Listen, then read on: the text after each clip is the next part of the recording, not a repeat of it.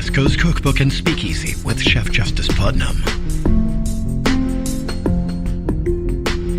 Netrootsradio.com.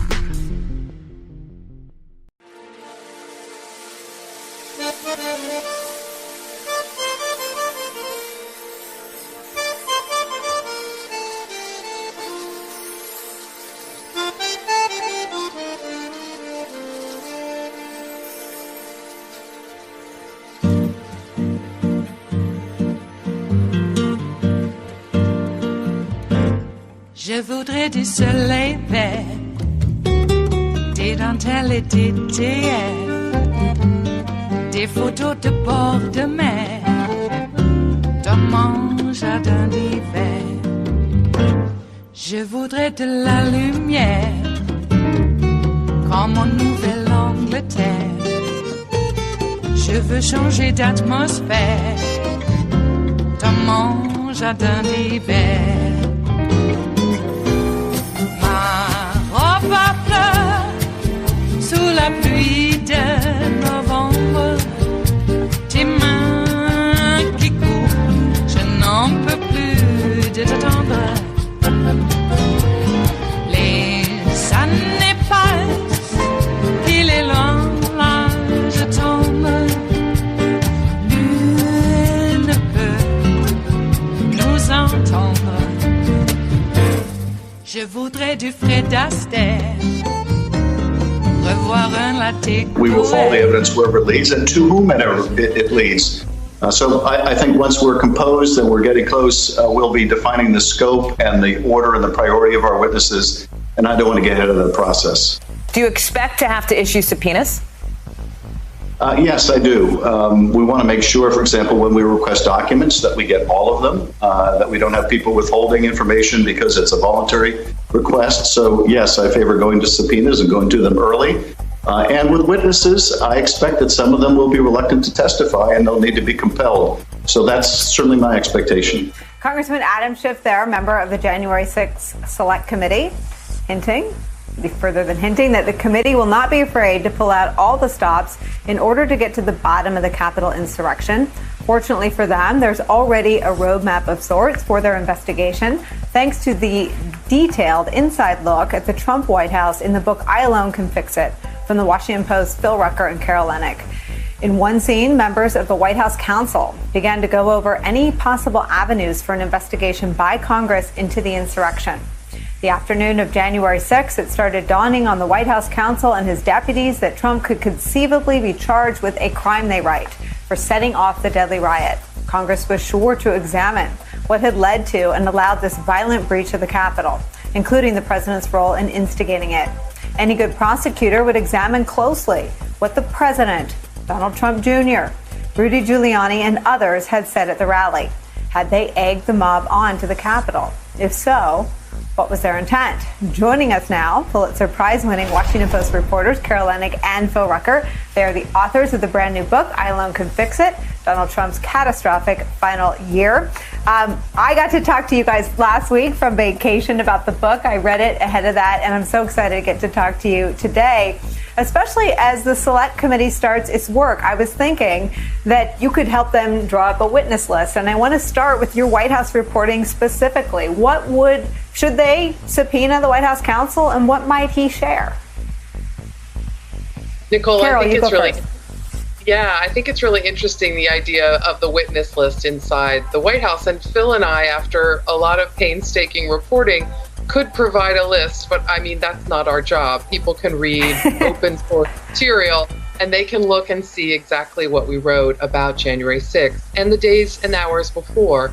But in that group of people, it definitely includes Pat Cipollone, who was threatening to resign the evening of January 6th, along with his deputies. So perturbed was he and unsettled by the suggestion that was offered of a sort of a protective, prophylactic pardon for the president, his sons, Rudy Giuliani, and that concern that it would look like they were trying to obstruct justice by such a pardon. There are other people, though, too, Nicole, who know a lot about what was happening inside the White House that day, and who know more about what Trump knew at the time and what he was doing, including watching television kind of gleefully to see his supporters charging up the steps and the hill of the Capitol Hill. Those people include Chief of Staff Mark Meadows and the president's own daughter, Ivanka Trump. You know, I thought of this idea of your book as one of their roadmaps. As Carol said, Phil, there's a lot of open source reporting, and so much of what happened on that day happened on TV. But I wonder, so much of the book centers around how General Milley functioned as a real bulwark inside the inside inner circle. Talk about that, especially leading up to January 6th and through January 20th.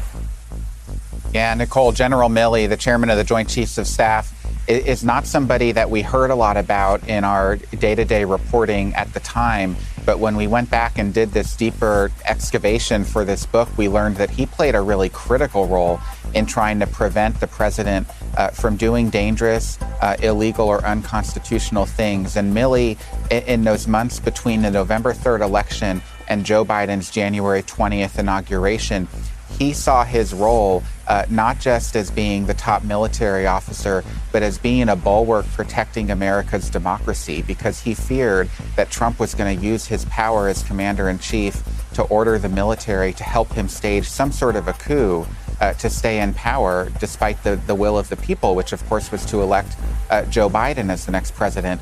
And it was a really harrowing period for Milley when he had to meet with the fellow Joint Chiefs, the heads of the Army, the Air Force, the Navy, the other branches of the military, to try to game out what they would do if an order came down from the president that they thought was dangerous for the country or unconstitutional or illegal or unethical. And they were planning to resign one by one in sort of a reverse Saturday Night Massacre in order to prevent the president's order from being executed by the military. It's pretty extraordinary. I mean, Phil, all of this goes to so much knowledge in advance of January 6th of Donald Trump's corrupt intent. I mean, you look at all of the sort of the criminal law education we all got watching the Mueller probe. I mean, Milley was going to resign. Cipollone was going to resign. There's some extraordinary reporting in the book about Bill Barr, who did walk away. They all knew he was going to do something catastrophic in that period between Election Day and the inauguration. Do you think they're worried about being subpoenaed by this select committee, Phil?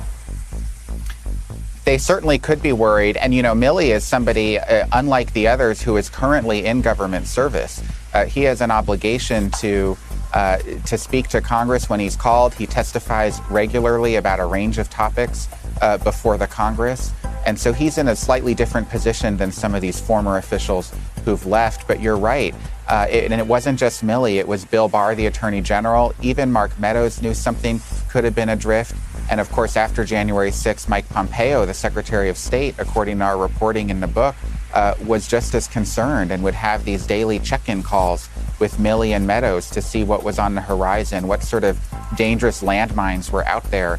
And so certainly they could speak to the president's state of mind, to his intent, you know, whether there was actually a plan on the part of President Trump to do something illegal or criminal. We're not really sure, but you know, there were a lot of fears at the very highest levels of the government that something dangerous could happen. I mean, Carol, your book points out at the very, very, very tippy top highest levels of the government, the vice president didn't trust the rest of the government on January 6th. Talk about what you report and why it has struck so many nerves. Well, it definitely had the hairs on the back of our neck go up, Nicole, when Phil and I were learning the very specific details. You know, there are a lot of critics of Vice President Pence as being sort of this silent statue, never objecting, always nodding along with whatever slightly dangerous thing that the president next proposed. But on January 6th, the vice president was determined that he was going to certify the election. And I'll just tell you a few things that happened that day. He was evacuated rather rapidly once there was an alert put out to the Secret Service radios that protesters had breached the Capitol. They were breaking through glass on two sides of the building, and finally many dozens were inside. He was evacuated rapidly along with his wife, his daughter, his brother, and several of his aides to a hideaway office. Seconds before, actually, a group of rioters charged up to the landing where he had just crossed. His detail leader urged that he leave twice. "We have to get you out of here, sir. This is not safe. We have to evacuate the Capitol." Twice, Pence said no. The third time, the detail leader said, "I'm so sorry, sir. We are going." There is no ifs, ands, or buts about it. They evacuated, as we've all seen on television, down those back steps, that tape recording. They had armed agents in front of them to clear the path and make sure they didn't run into any trouble, since there were now thousands of rioters streaming into the building, calling for Pence's head and for his execution. When Pence got to the secure subterranean basement where his car was waiting, an armored limousine, his detail leader, Tim Gable, said, "Let's get inside the car, sir." The vice president said, "No, I trust you, Tim, but you're not the guy driving the car. The other agents will, I know, drive away, and I'm not leaving this building." So essentially, multiple ways, Pence said, "I'm sticking right here." It is Tuesday, the 27th of July of 2021, and you are in West Coast Cookbook and Speakeasy. I am your chef de cuisine, Justice Putnam. Gunner the English Bulldog is our snoozing sous chef, and our daily special is Tarrytown Chowder Tuesdays, and quite a day to have it. We have a quenching rain. Yes, and hopefully it will extinguish some of the massive wildfires that we have blazing around this area. When I say this area, I mean the whole West. So the band of rain, though it has lightning there, it looks like at least what's been dropping here in Rogue River, where we are not terribly far from really the steeper slopes of the Cascades, we had some pretty big drops. So it looks like from the weather map, and we'll get into that a little bit during the weather section, but it looks like from the satellite maps, where you can put them on a video, it looks like quite a big band from south of Sacramento all the way up into Canada. So it's pushing its way up the mountain range, and a good thing too. So we'll see how that goes. The great fear is that some areas don't get any rain or enough to, stop any fires that might be started by the lightning. So we may have a rumbling through this morning during the show, so we'll see how that goes. And at least for now, it had some pretty... It's not a pounding rain, but the drops are big. And the streets are wet. And the garden is getting fed from what I call nutrients in the sky. And that actually is some of the particulate matter that has been pushed into the atmosphere by these wildfires. And when it rains back down, yes, it is a nutrient. And that's the cycle of life. And my tomatoes are starting to flourish. So it looks like I might have a good crop of tomatoes again. Do you say tomatoes or tomatoes? I say tomatoes on occasion. But tomatoes are, how we said it at home. I was never one to pronounce creek as crick, as quite a number of family members do. Or I could never call it a piano. How do they come up with piano for piano? I don't know. I just don't know. I only know what I read, as Will Rogers said. Who's Will Rogers, the kiddies say? Who is he? Well, he was a satirist. Oh, I saw a sign at one of these religious institutions. I think they call them evangelical white churches. that said, how did it go? Sarcasm is the devil's work? Something like that. Sarcasm is the devil's language. Sarcasm is the devil's language. Well, you know what? I'm a devil. And I'll use satire, too. What does that make me? Beelzebub, too. Well, in our construct, when I say our, this Christian tradition that we have here in the United States of America with the separation of church and state. Remember that? Don't say it. Don't say it in Texas. You'll get arrested. Critical race theory. And a HIPAA violation, too. A separation of church and state is a HIPAA violation. Well, we are where we are, aren't we? And here we are on a Tuesday morning. The January 6th Commission has been going for a bit of time. And, of course, I've been a bit busy preparing for the show, so it is on in the background, but I haven't really been able to follow it terribly closely, but we will all catch up. And, of course, there is a podcast of this show for times like these, so keep that in mind. And it looks like, now I did not really hear much about the competing hearings that the Republicans are trying to put together, or any other number of diversionary tactics that they want to use to, keep people from, hearing about the January 6th Commission. But I got to tell you, it's too late. Too late. You got people live blogging about it. It's going to be unavoidable. And I think there might be some people out there who don't know the severity of actually what went on. And I don't know how that is, but except for the fact that for decades and decades and decades, people have not been taught how their government works. Because if they knew, then they would be able to see what is going on right at this very moment and what has been going on. How many times did I have to hear from these MAGAs that we don't have to follow the rules? Rules are for losers. Essentially, that's what they were saying. They wanted to change the rules. They're there to change the rules. In other words, they don't want a representative democracy. They want an authoritarian state. With regional warlords, I guess, as their prime, constitutional sheriffs. The sheriff of Nottingham was, in essence, a warlord. And so was the sovereign that he worked for, but, you know what I mean. So that would be the construct that they would really love. Because then, anybody born white can then become a feudal lord. And they'll have a bunch of serfs working for them. Wouldn't that be grand? It's the hierarchy of life, and there are obviously some people who are, should be made to suffer, and as long as it's not them, they're all about, when I say they with a capital T for the GOP, they are all about stamping out terrorism until it's one of them. Or 500 more. So, we are where we are. And here we are.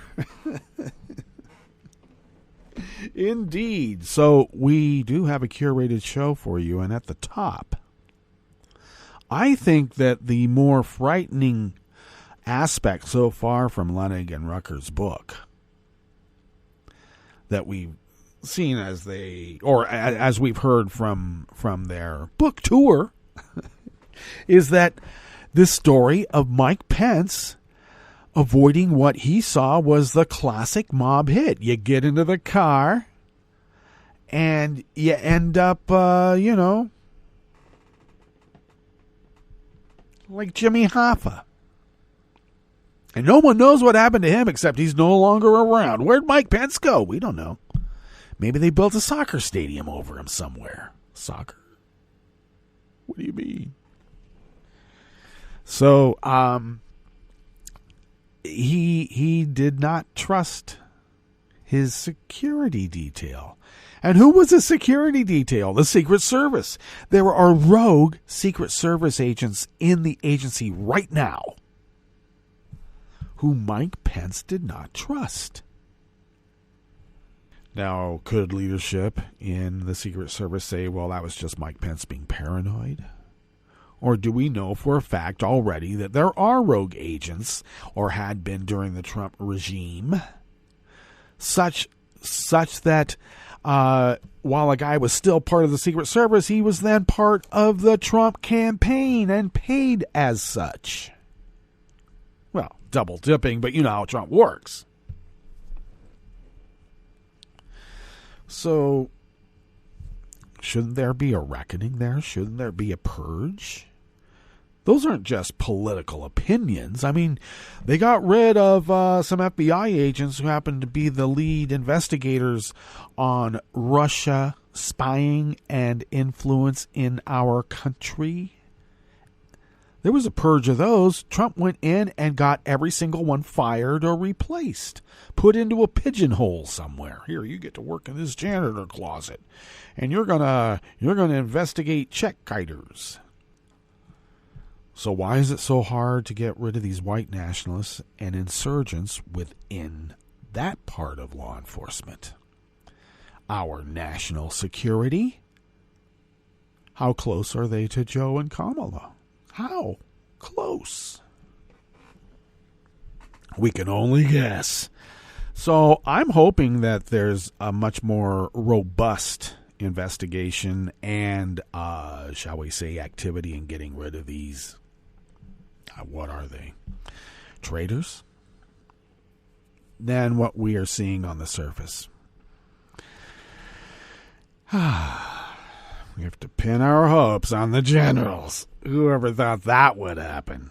Jeez. Okay. Well, what's on the rest of the menu here as we begin this fine Tuesday? Oh, it's raining. We love the rain now, finally. Finally. Well, as we begin here in the Bistro Cafe of West Coast Cookbook and Speakeasy, a 75-year-old Colorado man hit by a taser says the officer also choked him with a knee on the neck. And this is after George Floyd. 75-year-old guy. Former U.S. Senator Barbara Boxer was assaulted and robbed in the Jack London Square neighborhood of Oakland, California. She's 80 years old. Come on. And water levels at the Great Salt Lake in Utah have dropped to a historic low. After the break, we move to the chef's table, where Samoa's first female prime minister has finally been able to take office after a 3-month constitutional crisis from the previous guy who said he was God's anointed and he wasn't leaving. Well, they finally got him to leave. And Bosnian Serb politicians decry a resolution outlawing genocide denial. You would expect that from the Bosnian Serbs. All that and more on West Coast Cookbook and Speakeasy. Bon appetit.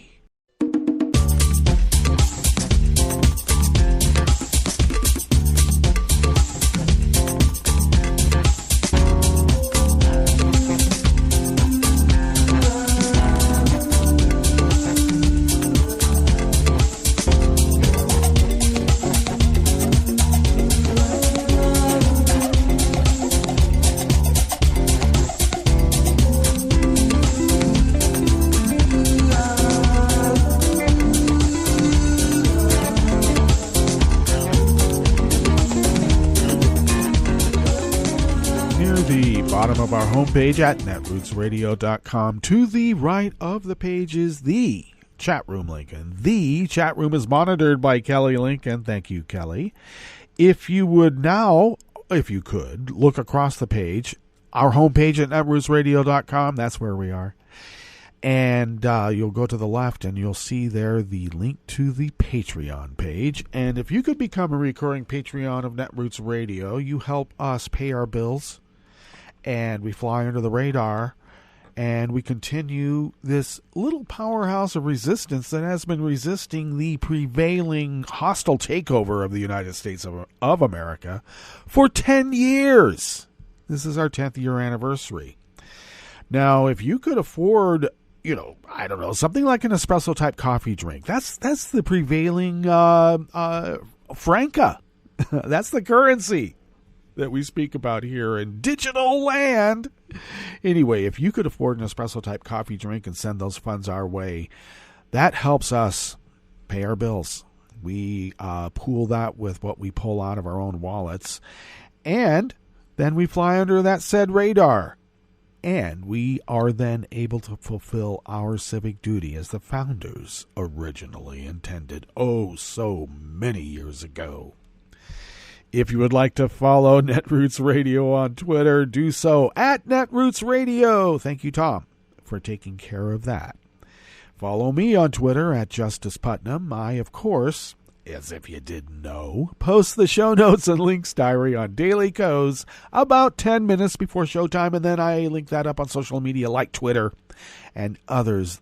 You know who they are. Yeah, you know. If you would like to follow the show on Twitter, you can do so at Cookbook West. And please pick up podcasts at wherever you can find podcasts, like Stitcher, Spreaker, TuneIn, iHeart, YouTube, iTunes. Everywhere. Podcasts are everywhere. Hey, update on our snoozing sous chef. He's still recuperating. He's a bit loopy. I got to give him some an anti-inflammatory. He doesn't take pills that easily, so I have to crush him up and hide him in his food. But he's not really eating yet. He's recuperating. I worry about that fellow, but the doctor said that his surgery went well, and I need to get him to lose some weight. 14 pounds. So that tells you how big that boy is. Yeah, over 76 pounds. Too much. Got to get him down around, well, I would say 60, maybe below 60. Wouldn't that be nice? We'll see. He's a chunk, but he can move around. Part of the problem about, I think, the lack of calorie burning is that my legs are trash, so I can't really take him on walks. And the weather has also been so god-awful hot, you can't really have a dog or a human out in it for very long. So he doesn't get the kind of exercise that one would normally expect. But we're gonna overcome that anyway. So he's doing fine. Still a little loopy, but he's coming out of it, and I just don't want him to be uncomfortable. That's why I want to make sure this anti-inflammatory gets administered in a proper dose, because crushing it up, just putting it in his food, he may not be getting all the dose at the time that he needs it.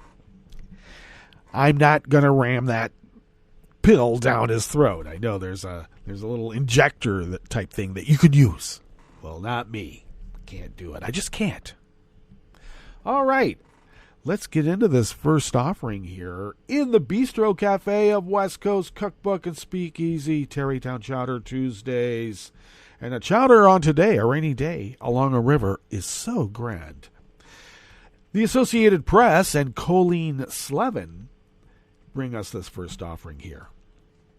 A 75-year-old Colorado man who suffered a cascade of health problems after a police officer used a taser on him in his home without warning filed a federal lawsuit yesterday, Monday, accusing the officer of also putting a knee on his neck and causing an injury to his carotid artery that required surgery. After former, and I like to put that as former, Idaho Springs officer Nicholas Hanning used the taser on May 30th, Michael Clark says he lost consciousness and struck a chair as he fell. His lawsuit asserts that Hanning then put pressure on his neck that deprived him of oxygen, prolonged his loss of consciousness, and increased his risk of death.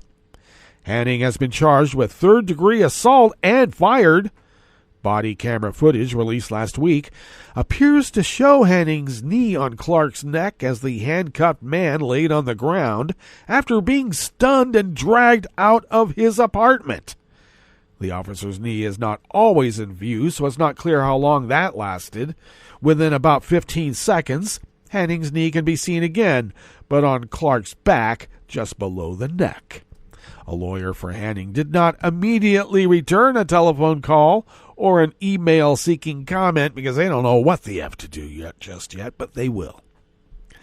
Police initially said Clark and an officer got into an altercation before the taser was used, but later said Hanning initiated the altercation and that Clark put down a sword-like weapon when asked. Police Chief Nathan Busek, who asked prosecutors to investigate, declined to comment on pending litigation. Colorado lawmakers passed a sweeping police reform law during nationwide protest over George Floyd's killing last year by a Minneapolis police officer who pressed a knee into his neck. It banned officers from using chokeholds, defined as any pressure that could make breathing difficult or impossible, or pressure to the carotid arteries to stop the flow of blood to the brain. Clark's body began sending blood cells to the injured carotid artery within 24 hours, and he had a stroke the next day. According to the footage and court documents, Hanning and his partner knocked on the door to Clark's apartment without announcing they were police. A 30-year-old woman who had just moved in next door had accused Clark of punching her in the face, which Clark later denied. The lawsuit alleges the woman was intoxicated, offered authorities varying accounts of what happened, and had no injuries. Clark had yelled through the wall at his new neighbors about making loud noise as he was trying to sleep, according to the lawsuit. He answered the door with a collectible sawfish snout sword, thinking it might be the neighbors coming to confront him, but only realized it was the police once he opened the door. The officer's body camera footage shows Hanning going into Clark's apartment and telling him to put the sword down, which Clark does immediately. The lawsuit says Hanning also kicked Clark in the knee and punched him in the head. Clark then refused the officer's conflicting commands to get on the ground and get out of the apartment, forcefully saying no, the video shows. Then, as Clark was talking about his neighbors being noisy, Hanning used his taser on him less than a minute after Clark opened the door. 8 weeks after Clark was wheeled out of his apartment building with his arms and ankles tied to a stretcher. He has not been able to return home and is in a nursing home in need of surgery on his heart and to remove a burst appendix, according to the lawsuit. But doctors do not think his heart is strong enough to undergo surgery on his appendix, and they do not want to operate on his heart and risk infection caused by the ruptured appendix.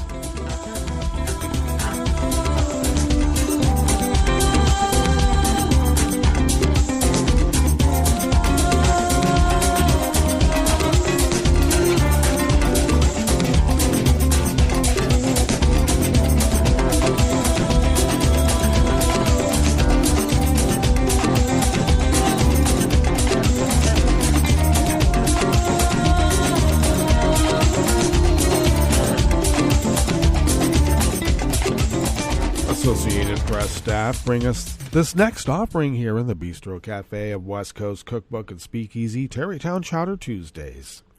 Former U.S. Senator Barbara Boxer was assaulted and robbed yesterday, Monday, in Oakland, California, her son said. The assault happened in the Jack London Square neighborhood, according to a tweet on Boxer's verified Twitter account. The assailant pushed her in the back, stole her cell phone, and jumped in a waiting car. She is thankful she was not seriously injured, the tweet said. The tweet was confirmed via email by Boxer's son, Douglas Boxer, an attorney.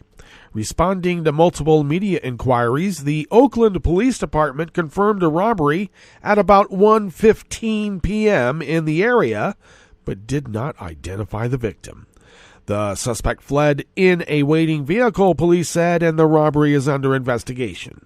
Boxer, age 80, represented California in the U.S. Senate from 1993 until 2017, and she did not seek re-election in 2016. Well, that should also be a lesson, and remind your elders to always know where they're about their surroundings. And when you put your telephone up to your ear, you lose pretty much consciousness around you. And if you become a victim in a situation, that's probably wise. So be careful.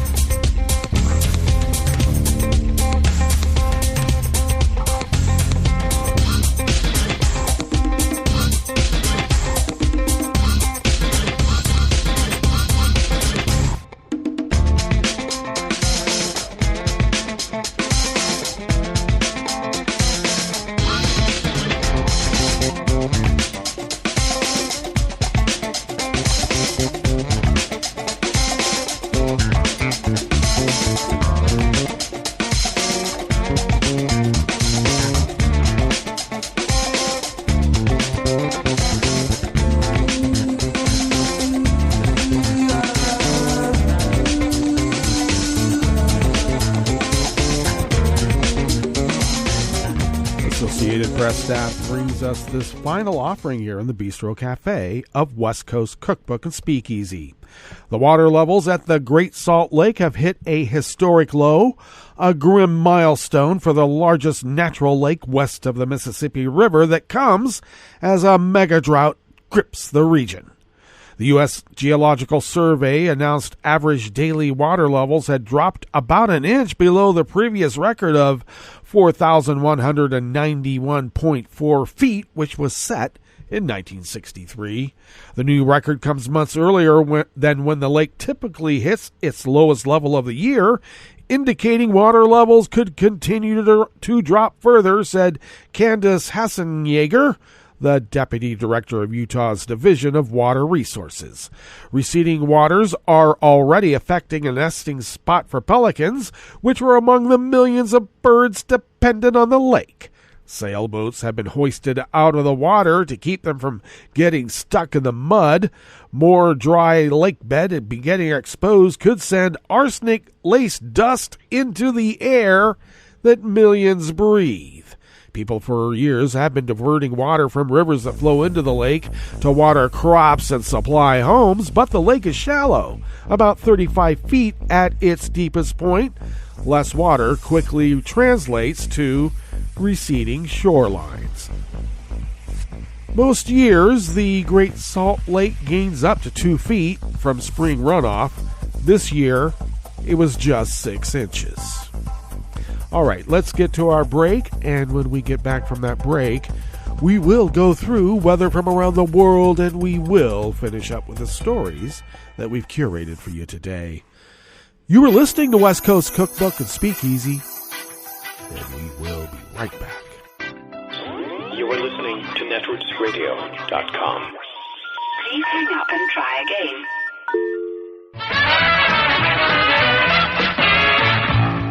From a point at sea to the circles of your mind, a new force is at work for planetary transformation. New radio for a new Earth.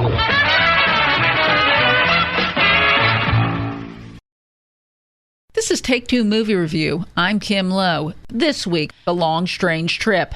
The film Zola has a place in movie history. It's the first movie that started out as a Twitter thread. Based on a mostly true story from 2015 and told in 148 tweets, Zola is the story of a Detroit-based stripper, Zola, who goes on a road trip, or as she puts it, a hoe trip, with fellow stripper Stephanie that goes very, very wrong. As with the tweets, director Janisco Bravo gets right to the point. Shortly after meeting Stephanie at her waitressing day job, Zola agrees to go with her for a weekend in Florida, under the premise they'll make big money dancing at certain area clubs. Joining them for the journey is Stephanie's feckless boyfriend and later a mysterious man, hilariously described by Stephanie as a community leader, who is in fact Stephanie's pimp. Turns out Stephanie's and the pimp's plan isn't that the girls are going to be dancing, but rather turning tricks, a plan of which Zola wants no part. While Zola is a dark comedy, there's plenty of suspense as Zola and the audience wonder how she'll manage to exit the situation. Taylor Page shines as the funny, intelligent, and resourceful Zola, whose business sense makes you wonder what she may have done with the right education or other opportunities. So does Riley Keough, who plays the wild Stephanie, in a role that calls for her to use a so-called black scent, which in lesser hands could have gone wrong and been seen as appropriation. The performances and the script work together in this up-to-date female buddy flick thanks to Bravo's directing, and it also works to raise awareness about sex work and the people who do it for a living. The Twitter thread caught Hollywood's attention. Their rendering of it in Zola should catch yours too. This has been Take Two Movie Review. I'm Kim Lowe. Catch up with us at take2moviereview.com and feed us back on our channel on YouTube.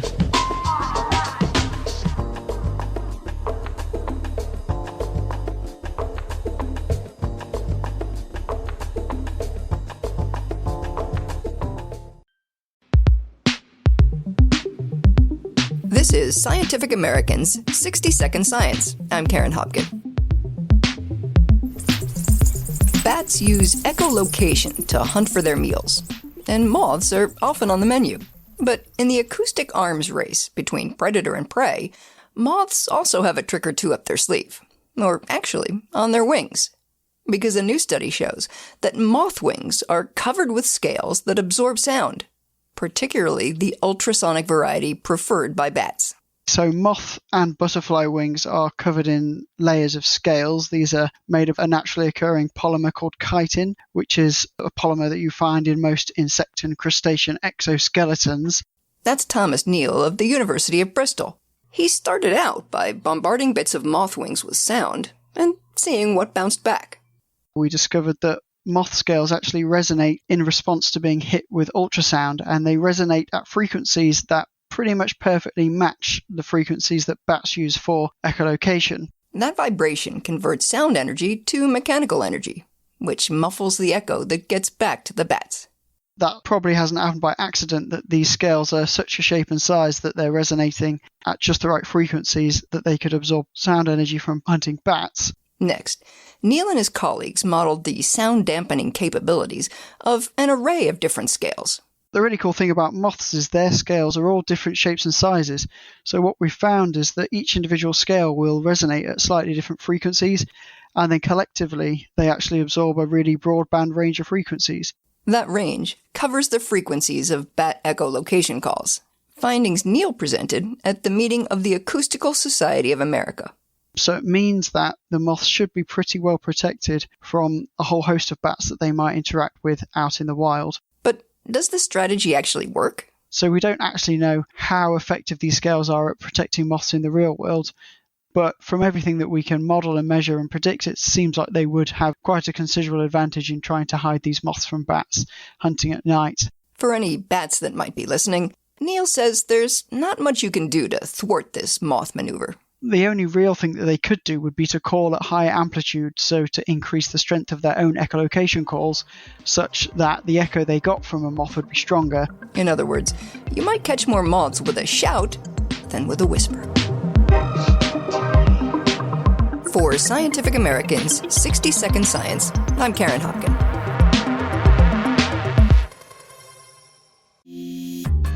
This program is presented by the Centers for Disease Control and Prevention.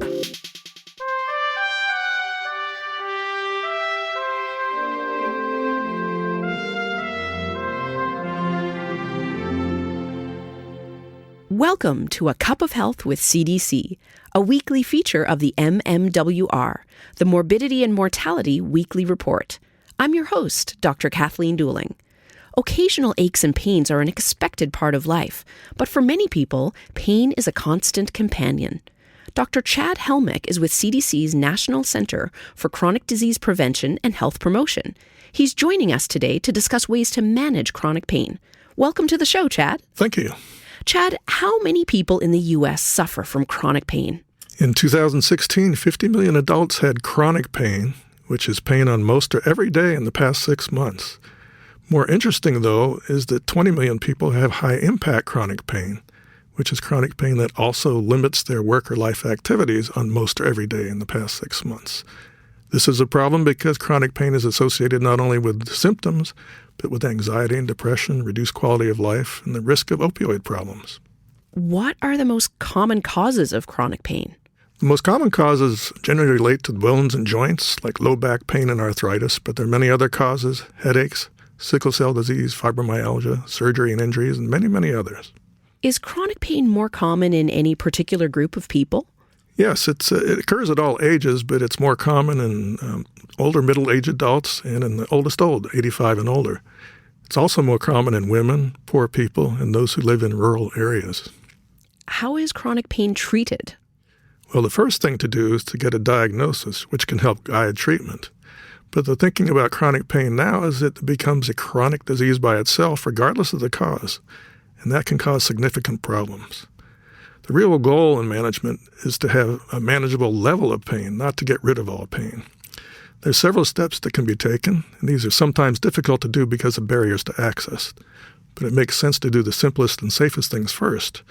And these are non-drug steps. Things like physical activity. Walking is perfectly good to help reduce pain. Also, self-management education can give you some confidence in managing chronic pain when you're on your own. There's also physical therapy, occupational therapy, psychological therapy, better sleep, which usually means less alcohol, and seeing a chiropractor or getting biofeedback and massage. If that's not enough, non-opioid drugs like Tylenol or Motrin and Advil or naproxen or Aleve can help. If those don't work, then it's time to consider something stronger. Sometimes that's opioids, but there's not great evidence that opioids are good for long-term pain in most people. Do you have any advice for people suffering from chronic pain? Well, it's important to work with a variety of providers who are working together to help you. The goal, again, is manageable pain so you can live a productive life. This can include physical therapy, most people can walk, to treat any underlying depression or anxiety, and to avoid further injuries.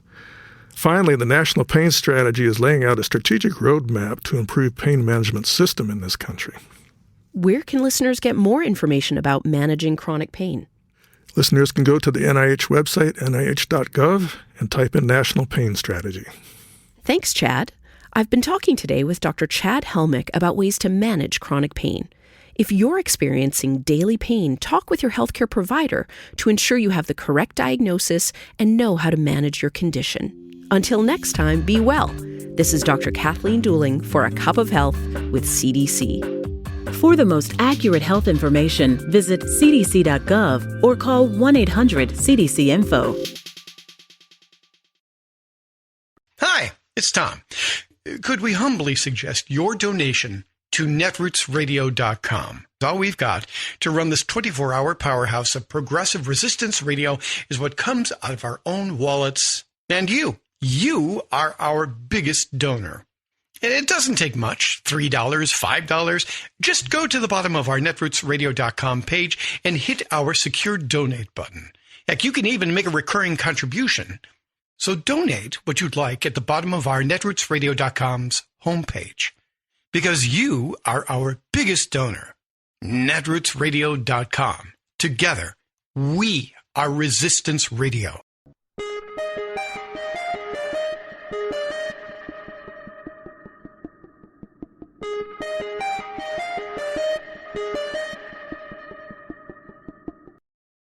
Do you know that the United States has been deporting veterans who served honorably in the military? I'm Bill Newman, and this is the Civil Liberties Minute. Illinois Senator Tammy Duckworth, who lost her legs in service for her country flying combat missions in Iraq, a woman who clearly knows something about patriotism and sacrifice, also knows that some women and men who have served honorably in the military in Iraq and elsewhere have been undocumented, and then, after serving honorably in the military, have been deported. Senator Duckworth recently issued a report titled Immigrant Veterans, Deported by the Same Nation They Sacrificed to Defend. The senator's report cites the cases of 92 vets deported between 2013 and 2018, and she says the number could be much higher. To the question with which we began the Civil Liberties Minute, did you know? Senator Duckworth said in a recent interview with the New York Times, "People don't even know that we are deporting veterans. People assume that when they serve, they gain American citizenship." Not so. While there are executive orders, laws, and policies that can give veterans their status, these rules are often not followed, and some veterans have learned that their paperwork is not in order only when they are being handed over to ICE. To the good, the Biden administration has announced plans to provide medical and other support for deported veterans and to try to return some eligible veterans who have been deported. But, as the senator points out, it is still critical that Congress change the laws that allow these injustices to happen. The Civil Liberties Minute is made possible by the ACLU because freedom can't protect itself. I'm Rick Smith, and this is Labor History in 2. On this day in labor history, the year was 1918. That was the day miners' president Ginger Goodwin was shot dead in British Columbia. His murder sparked Canada's first general strike in Vancouver the following week. Goodwin had arrived in British Columbia 8 years earlier and found work in the Cumberland mines on Vancouver Island. He considered working conditions in the mines absolutely appalling and began advocating for safety and organizing miners. He was soon blacklisted after participating in a 2-year coal miners' strike for recognition on the island. He moved to Trail, British Columbia, where he emerged as a Socialist Party candidate in the 1916 election. He was also elected president of the International Union of Mine, Mill and Smelter Workers District 6, the vice president of British Columbia's Federation of Labor, and the head of the local Trades and Labor Council. He openly expressed his opposition to Canada's entry into the war, stating that workers were now employed in killing each other. He was found unfit for military duty after a medical exam. That was until he led a strike for the 8-hour day at Consolidated Mining and Smelting. It was the world's largest lead and zinc smelter and a key munitions producer during the war. His status was quickly changed to make him eligible for conscription. He fled to the Cumberland Hills, where he hid out for months to avoid the draft. And on this day, Goodwin was shot dead by a Dominion Police special constable. He was brought back to Cumberland, where thousands turned out for his funeral in a mile-long procession. The Vancouver labor movement was outraged by Goodwin's murder and called a one-day general strike on August 2nd to protest his killing. Labor History in 2 brought to you by the Illinois Labor History Society and The Rick Smith Show. For more information, go to laborhistoryin2.com, like us on Facebook, and follow us on the Twitters at Labor History in 2.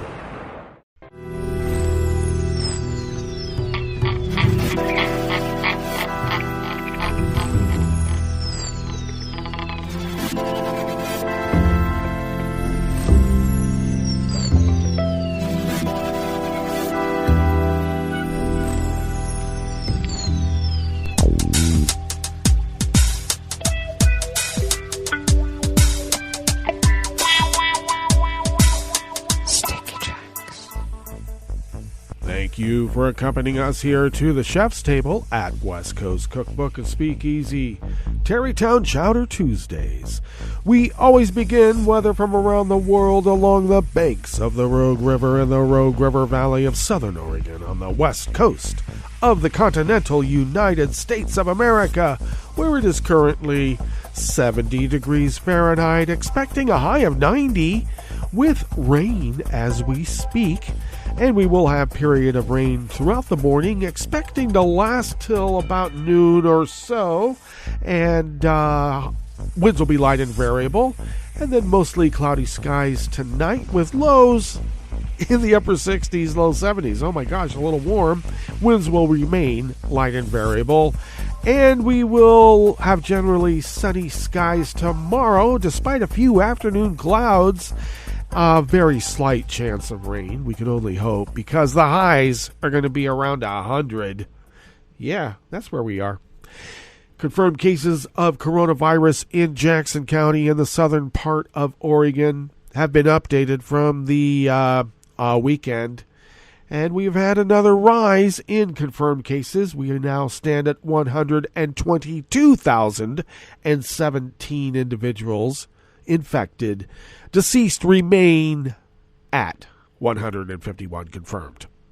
Grass pollen is moderate here right outside the window in Rogue River proper. The air quality index for the region is good at 36 parts per million, and that daytime UV index is very high at 9. Barometric pressure is falling at 30 inches. Visibility is down to 6 miles, and relative humidity is at 82%. Weather from around the world is brought to you by a crowd of crowdsourced weather stations that a crowd crowdsources from around the world. London is 68 and mostly cloudy. Paris is 67 with its own rain showers. Rome is 89 and fair. Kyiv is 87 and fair. Kabul is 88 and fair. Hong Kong is 81 and partly cloudy. Tokyo is 81 and mostly cloudy. Sydney, Australia is 58 and fair. San Francisco, California is 56 and mostly cloudy. And New York is 86 degrees Fahrenheit, sunny, and it looks like you will have a heat advisory later in the day. So that is weather from around the world, brought to you by a crowd of crowdsourced weather stations that a crowd crowdsources from around the world.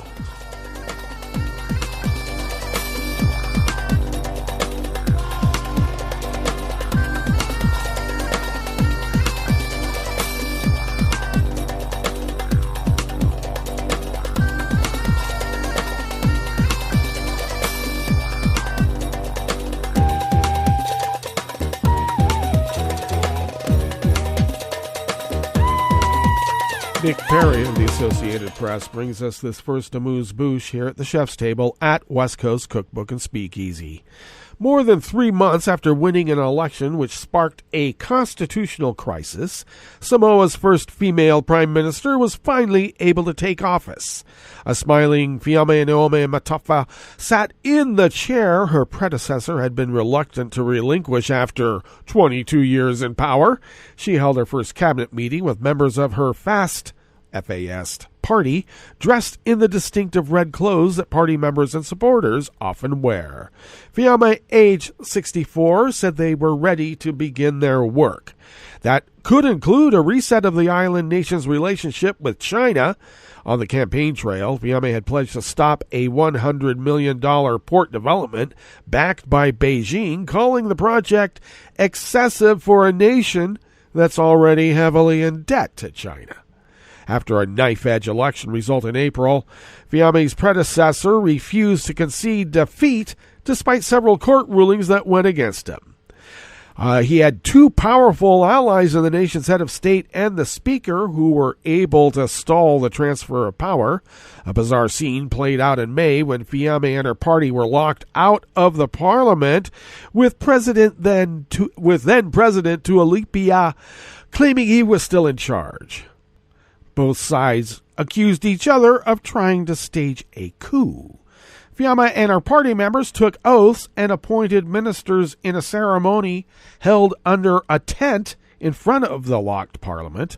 Last week, the nation's top court ruled the unusual swearing-in ceremony that day had been constitutional, and Tuolipa finally conceded.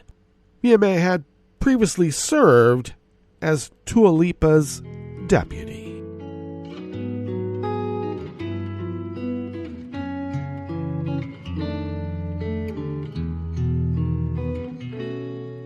Je te donne, c'est mon amour pour la vie entière.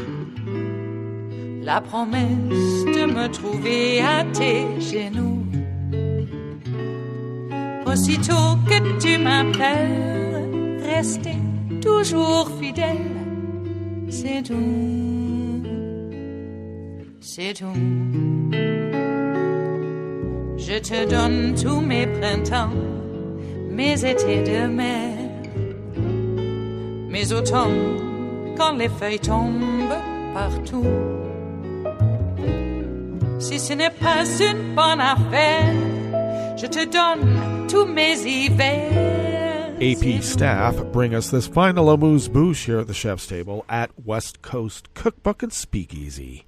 Bosnian Serb political representatives have pledged to block decision-making in the country's institutions in protest over a recent move by the top international envoy in Bosnia to outlaw genocide denial. We will not live in a country where someone can impose a law by simply publishing it on its website. Milorad Dodik, a Serb member of Bosnia's joint presidency, said. Dodik spoke after a meeting of leaders of all Bosnian Serb political parties to discuss the imposition by UN High Representative to Bosnia Valentin Inzko of changes to the country's criminal code. The imposed changes introduce prison sentences of up to 5 years for genocide denial and the glorification of war criminals. Dodik repeatedly said over the weekend that Inzko's decision could serve as a final push for secession of Bosnian Serb lands from the rest of the country. Under the terms of the 1995 Dayton Peace Agreement that ended Bosnia's 1992 to 1995 inter-ethnic war, the country was carved into highly autonomous Serb-run Republika Srpska and a federation chaired by Bosniaks and Croats. The two are linked by joint institutions, and all the decisions on the state level have to be reached by consensus of the three ethnic groups. Well, that brings us to the end of our broadcast period for the day, but you do know Netroots Radio broadcasts on, and we'll meet up tomorrow for Smothered Benedict Wednesdays. So do stay tuned to Netroots Radio all day and all night for all the breaking news as it breaks. And we'll meet up here tomorrow, right here in West Coast Cookbook and Speakeasy. Bon appetit.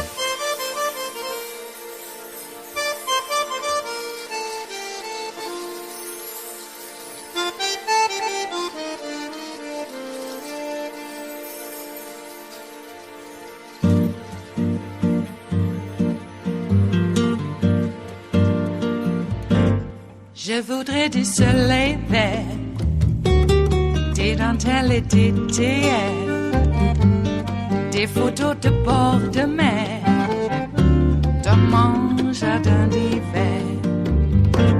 Je voudrais de la lumière, comme en Nouvelle-Angleterre.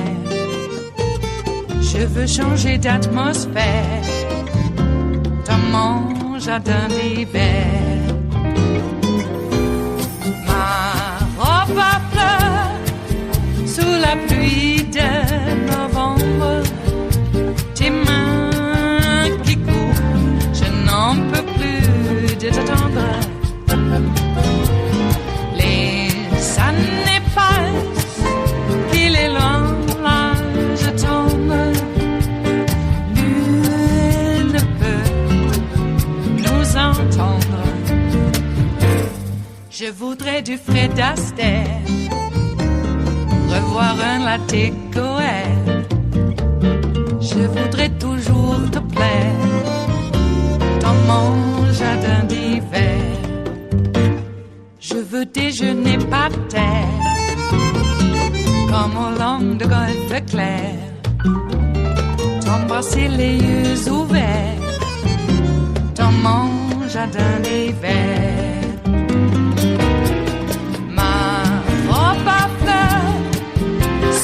Pluie de novembre, tes mains qui courent, je n'en peux plus de t'attendre. Les années passent, il est loin, là je tombe. Nul ne peut nous entendre. Ba-da-da-dum-di-da-dum. Ba-da-da-dum-di-da-dum. Ba-da-da-dum-di-da-dum. Dans mon jardin d'hiver. Ba-da-da-dum-di-da-dum. Ba-da-da-dum-di-da-dum. Ba-da-da-dum-di-da-dum. Dans mon jardin d'hiver. Dans mon jardin d'hiver. mon jardin d'hiver.